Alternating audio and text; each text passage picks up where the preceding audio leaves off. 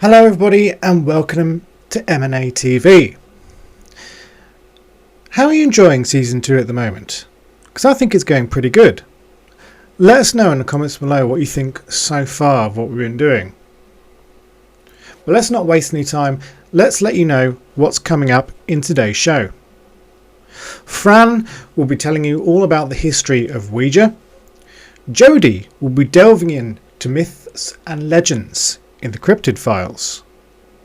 And let's not forget Shell, she's going to be bringing you something quite cool. But let's go over to me.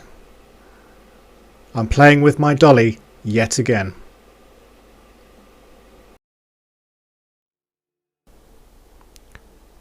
Welcome back to Adventures with Mary. In this next video, I try communicating with her again, this time in our office. Sadly, the camera I used unexpectedly malfunctioned. The connected microphone didn't record any audio and has a very loud buzz. So unfortunately, all the footage with the spirit box is not usable. But what you're about to see are some little clips from the camera during the overnight vigil that the camera recorded. As you can see, Mary seems to favour using the audible EMF meter. What I find curious though is the fact that the EMF K2 isn't going off, even though it's in a relatively similar position on the opposite side. And the REM pod isn't going off either. As well as that, the small white device to the right that's sitting in front of Mary on the table next to the pendulum and the stone isn't going off either. Now this device is a whistler. It attaches to your keychain, your car keys or your house keys. You can whistle to find them. This thing will sound off and flash up a red light so that you can find your keys. Sadly, it seems to be very sensitive. Even the correctly toned conversation can set it off. Any sort of noise which is in the correct sort of audible range seems to set it off as well. So it's pretty much useless and it can be quite annoying. But from time to time, this whistler seems to go off on its own. With no noise and no provocation from any kind of audio. When the house is quiet, it seems to go off anyway, which I find very curious, which is why I added it to the experiment. As you can see, I've got a number of devices on the desk with Mary, but she only seems to target the EMF sensor. Throughout the recording overnight, she only seems to really interact with that. Bearing in mind there is a fuse box in the room, but the fuse box electromagnetic field does not extend far beyond the fuse box itself. And even then, the field is solid, so the EMF sensor wouldn't be starting and stopping, it would just be solidly going off, and so would the K2, as the K2 is closer to the fuse box than the audible is. Bear in mind the fuse box is behind the desk and up on the ceiling in the corner, so it's too far away to be affecting the devices. And do bear in mind that every single piece of electrical equipment is inactive in this room, unplugged and unpowered, so there is nothing to set that EMF sensor off. The recordings go for about 3 hours. I wanted to try and intersect 3 AM, but I didn't quite get that far. And towards the end of the 3-hour period, all the devices seem to be silent. The K2 doesn't really go off, and from time to time it does seem like the pendulum attached to the desk is moving very slightly, but not very much. We are uncertain whether this is just a visual illusion. Mary seems to target only the audible EMF sensor in this video and nothing else, which I find odd because the K2 is equidistant on the other side. So logically it should be going off as well if there was some sort of static EMF field, but there isn't. And there are great periods of time where the audible EMF sensor is inactive. As a result, this behaviour is very, very strange.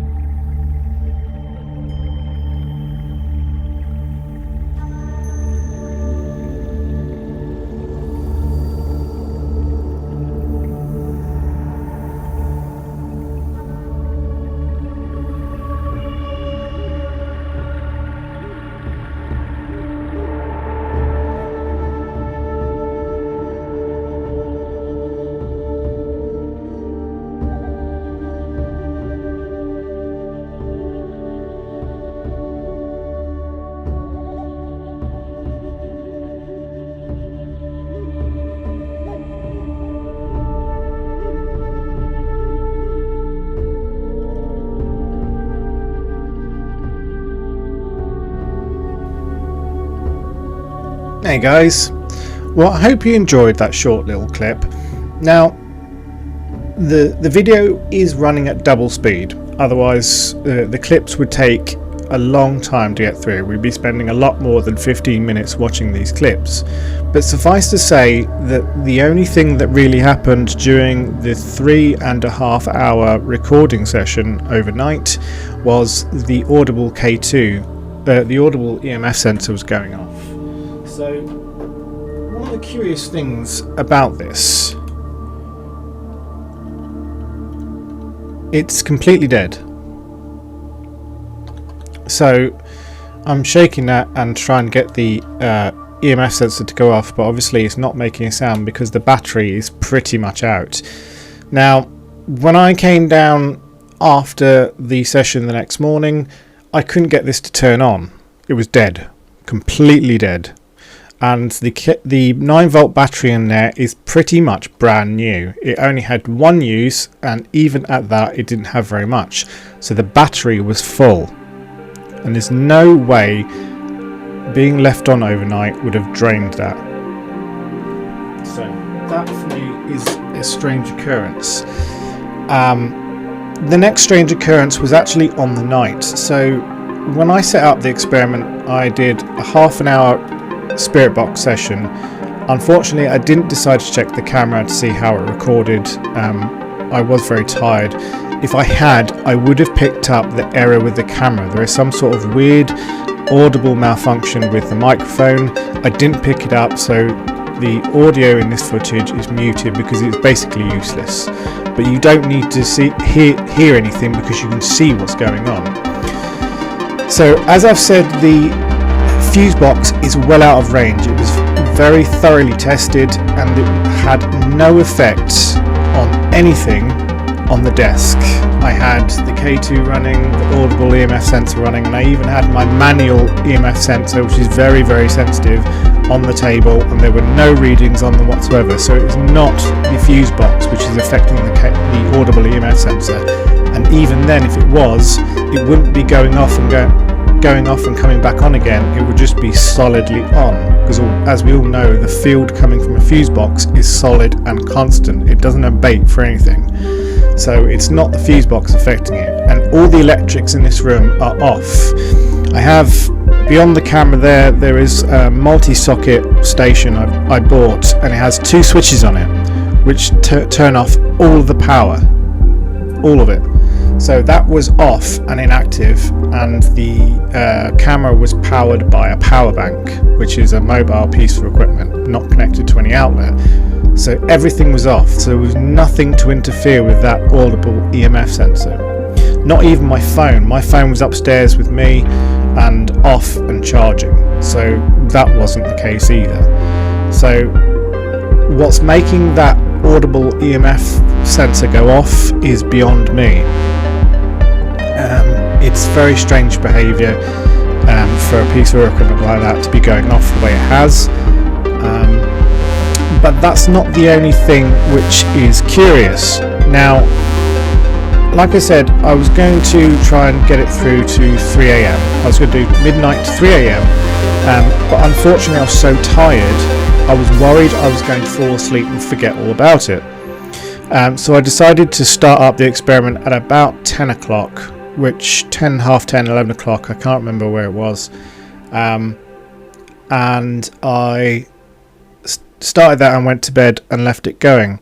About 5 minutes later, as I lay in bed, both me and Gina heard Hunter growling and barking.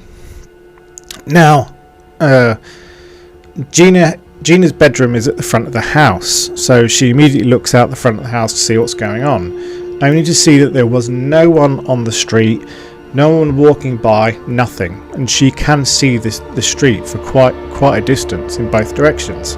So she could see that there was no one responsible for Hunter barking, as he does have a tendency to bark at people for just walking by. But there was no one in the street, which is very odd. And I went downstairs and he seemed to be very agitated.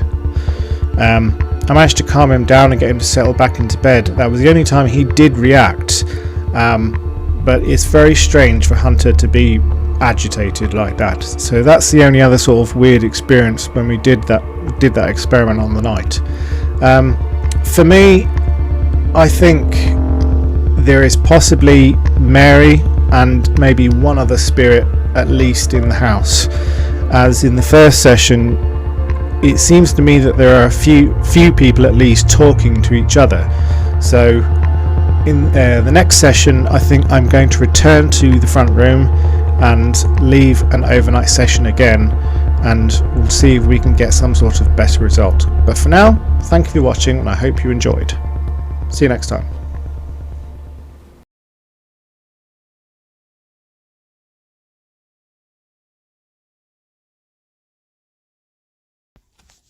The Ouija board, also known as spirit board or talking board, is a flat board with letters of the alphabet, the numbers 0 to 9, and the words yes or no.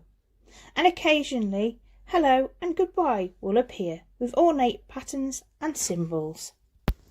It uses a planchette as an indicator to spell out messages during a seance. Ouija is actually a trademark of Hasbro, but is often used generically to refer to any talking board, just how we call vacuums Hoovers a lot of the time in Britain, even though Hoover is a trademark. The Ouija board was patented by Elijah Bond on July 1st, 1890, a businessman who regarded it as an innocent parlour game. It was an American spiritualist called Pearl Curran that used it as a divining tool during World War I. Skeptics have argued the planchette is controlled by unconscious movements of those in contact with the surface, a phenomenon known as ideomotor effect. Some Christian denominations, such as Catholics, are against the use of spirit boards altogether and are adamant they can lead to demonic possession. In all the times I've used a Ouija board, I have never experienced being possessed. The first mention of the automatic writing method with board is found in China around 1100 AD in documents of the Song dynasty. The method was called Fuji, meaning planchette writing. It was used as a form of necromancy and communication with the spirit world. It was a central practice of the Kwai-Zen school until it was forbidden by the Qing dynasty. Similar methods of mediumship were documented from ancient India, Greece, Rome, and medieval Europe. I bet you're wondering where the name actually comes from, aren't you? Yeah, I am.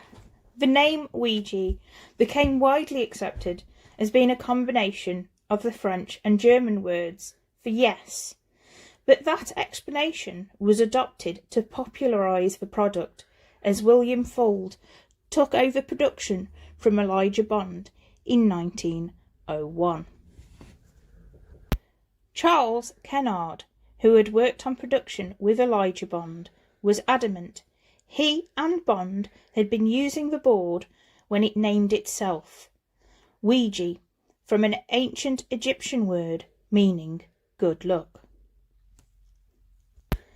This story is in fact backed up by the original patent for Ouija board or Egyptian luck board. So from now on, I will be referring to any spirit board I see as the Egyptian luck board. So, anyone watching, have you used a Ouija board or a spirit board? And what were your experiences? Good or bad? We'd love to hear them. Send us a video explaining to the M&A team, either on Facebook or here on YouTube. Thank you, and thanks for watching. Love and light. Hi guys, I wasn't expecting to pop back and add this little piece in, and excuse the poor picture. I'm using the webcam on my laptop, which isn't great quality, but I just wanted to pop in because today I've been editing together this episode of M&A TV, and usually what happens is everybody will send me across their own little clips, and then I go through them all, stick them all together, and so on. And I always give everyone's clip a thorough watch just to make sure that everything is as should be, that they haven't done anything they shouldn't do or whatnot. Usually cut out a load of bits where Jody's like, pauses for 5 minutes, then carries on, that sort of thing. Or he's like, cut this bit out! Anyway, back to the reason I'm making this short video. So, Fran's video, the Ouija board, history of a Ouija board. Very interesting, I might say. But when I was watching this through, I noticed something very, very strange. In fact, it wasn't anything visual, because obviously she just had pictures in the background, but there was a strange sound in the video, and I didn't mean this one. Yeah, I am. Even though, Fran, that is very strange.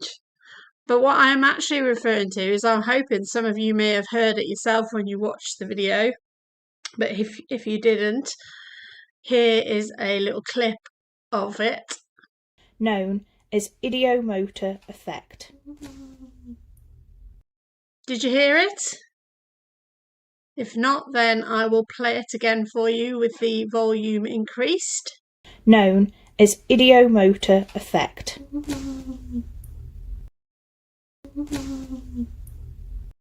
What is that? To me, when I've heard it, and I was like, what the hell? What is that? And I straight away got on the phone, spoke to Fran. I was like, there's a strange sound in your video, and she's like, yeah, that's just my voice. And I was like, no, there's definitely a strange sound. I sent her the clip, and we had a little chat about it. To me, it sounds almost like a whimpering sort of sound, like a feminine, like as if someone's just like, God, that was terrible, but like crying or whimpering. And Fran said it makes a lot of sense, because her house that she lived in is very active, very haunted. It's the building itself used to be like a pub many years ago. So also, she sent me, on the topic of her house, she sent me some photos that I'm going to include now. So a few weeks ago, she was redecorating her hallway and stairs, and she changed her light fitting, and she was having some issues with her electrics, so she had no power for no lights for a day or two. So she'd taken some photos of her landing, and she's sent me them with this strange thing that appears to be coming out of the wall. So we're going to show you those now.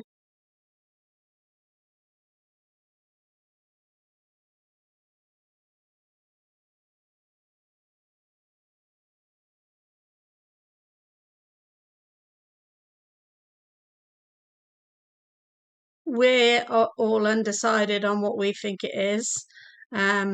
Here's a photo of the area with better light conditions.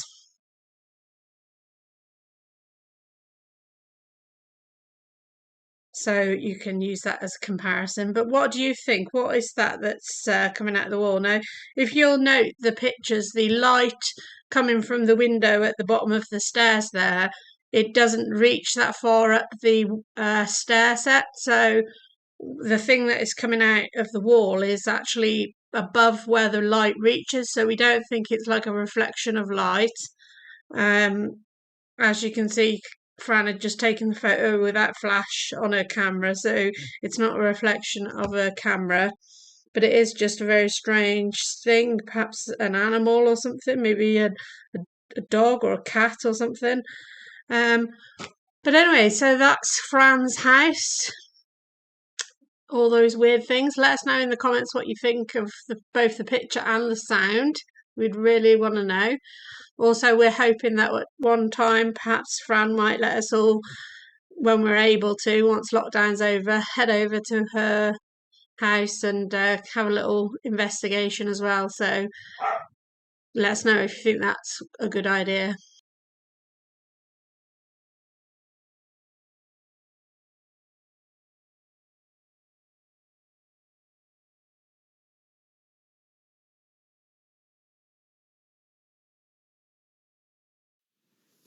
Good evening, and welcome to this week's The Cryptid Files. Today, in keeping with Shell's nautical theme from last week, we'll be talking about sirens.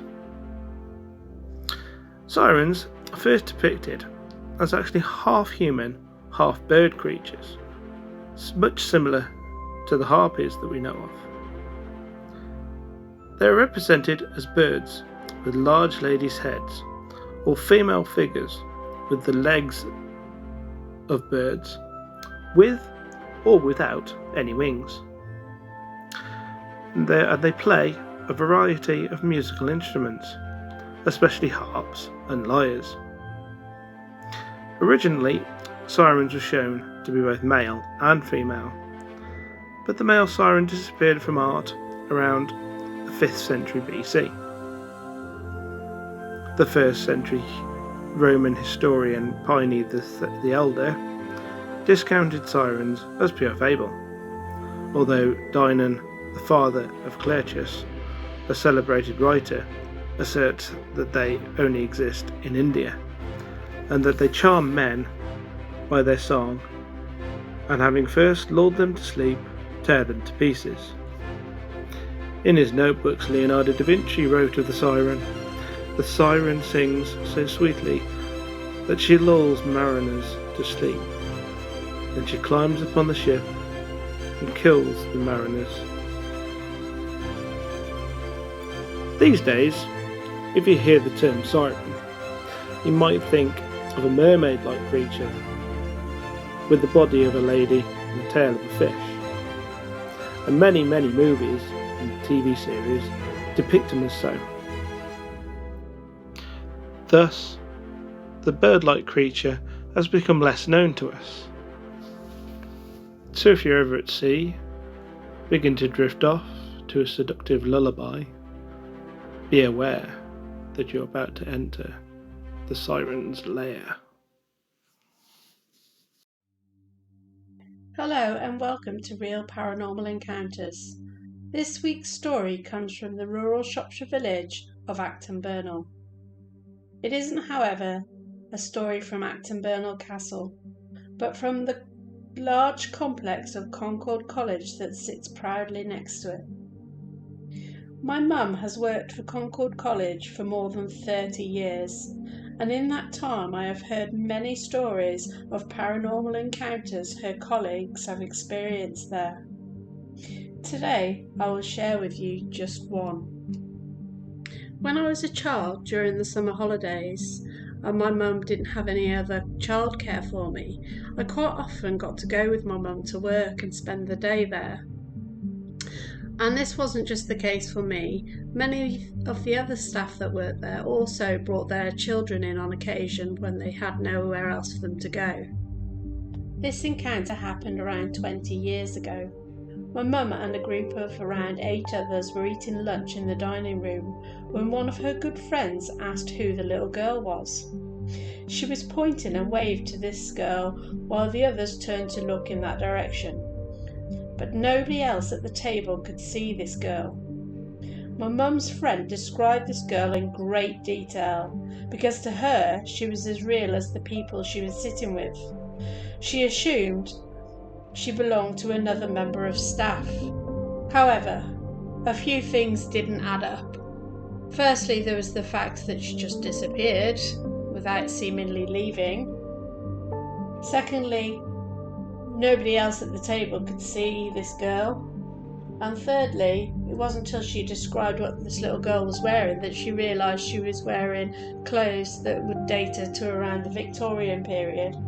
My mum's friend saw this little girl a couple of other times during her time that she worked for Concord College. And there are many other stories of apparitions being witnessed, both around the grounds and in the buildings. It is certainly an interesting place. We are eager to keep this series of real paranormal encounters going, so if you've had a paranormal experience, no matter how small or how exciting, we'd really love to hear it. Please get in touch and let us share your story with our viewers. We have plenty of options we can do. We can keep you anonymous as we did with this story of my mum's friend, or we can interview you and do it as an interview video, or you could even send us a video clip of yourself recounting your story for our viewers.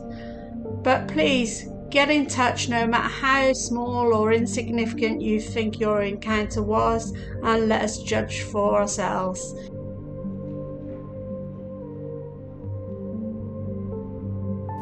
Well, that's all we've got for you on today's episode of M&A TV. We hope you have enjoyed this episode on season 2. As always, leave us a like, leave us a comment, and don't forget to subscribe. Thanks for watching, everybody. Stay safe.